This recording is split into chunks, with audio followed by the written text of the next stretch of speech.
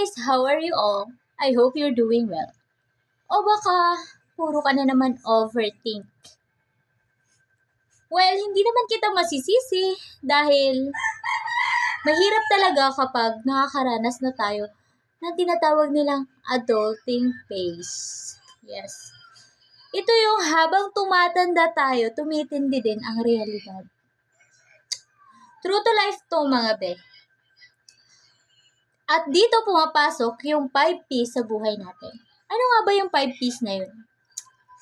Una, ito yung pag-a-adjust. Yes. Sa bawat yugto ng buhay natin, palagi talaga tayong nag-a-adjust. Sa new environment na meron tayo ngayon, kailangan nating mag-adjust. Yes. Isa yan sa mga palagi nating ginagawa, yung pag-a-adjust. Pangalawa, pagkakaroon ng problema.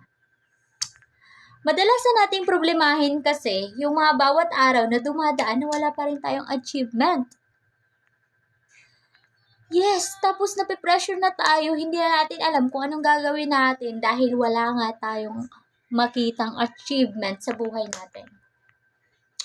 Pangatlo, yung pagod.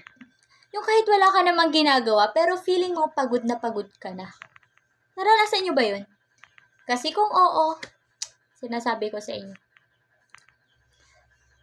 Pang-apat, pagdududa. Dahil madalas na natin pagdudahan ng ating mga sarili.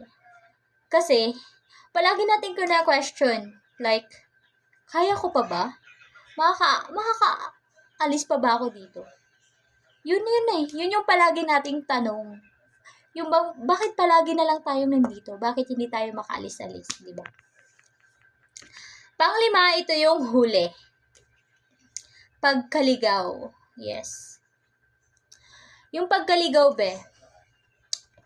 Paano ko yun nasabi? Ito kasi yung pakiramdam natin, wala tayong direksyon.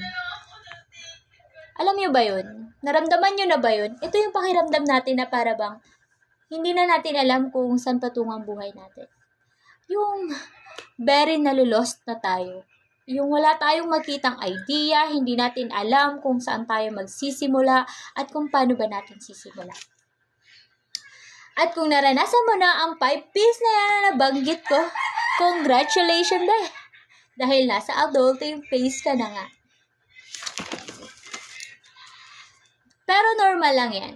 Lahat naman tayo nakakaranas ng ganyan. Wag kang mawala ng pag-asa be sa buhay. Yan ang palagi mong tatandaan. Be positive lang. Please be strong because we have a lot of battles to win. Yes. Tatagan mo lang be dahil kailangan yan. Because I want you to be strong. Not just for yourself. Never give up. Okay? Magtiwala ka sa sarili mo. Kalmahan mo lang because sometimes God makes us wait longer because the blessing is bigger. Kaya padayon lang. My name is Eva and that's all for today. At kung gusto nyo pa ng maraming ganyan na videos, i-follow nyo ako for more.